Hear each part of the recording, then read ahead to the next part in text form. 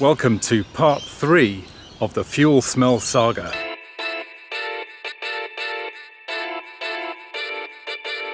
You join me in front of the SL55 on a warm spring evening in Sydney. The purpose of this video really is to give you an update on the SL55 fuel smell in the cabin issue, which has been going on now for some time. You'll remember in the last video we had the car completely stripped down, the fuel tank taken out, and it was going to be pressure tested.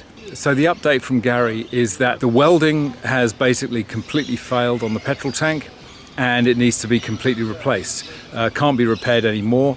I'll show you some pictures here of the welds that have previously been repaired, and you can see that they look pretty grubby and pretty dirty. So the tank will need to be completely replaced. Gary got onto Mercedes-Benz and got a quote for an original AMG petrol tank, and it was something in the order of 8,000 Australian dollars, which is ridiculous.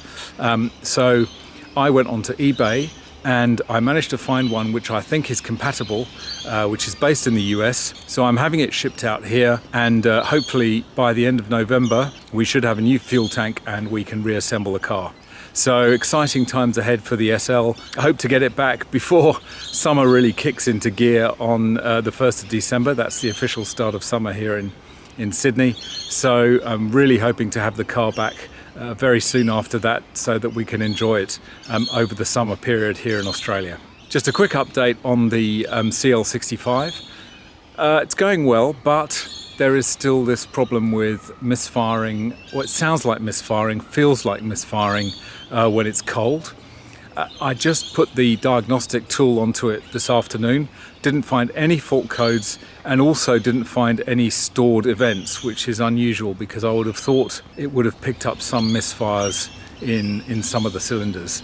So we're going to have to get that further investigated. Some people have suggested it might be the coil packs, which tend to go as a whole. When you take them off, they can crack and fail. So I'm hoping it's not that, as that's going to be very expensive. Those of you who've watched my channel for a while will recall that I started the channel by doing some car reviews. I did a Porsche 911, link up here, Bentley Continental, also link up here, and yeah, they went down pretty well. So I'm teaming up with another dealer now to try and do some reviews of some of the cars that I like specifically, which is kind of the older Mercedes models, the 1990s, 2000s generation of Mercedes, which are great cars, but are so cheap nowadays that they are an absolute bargain.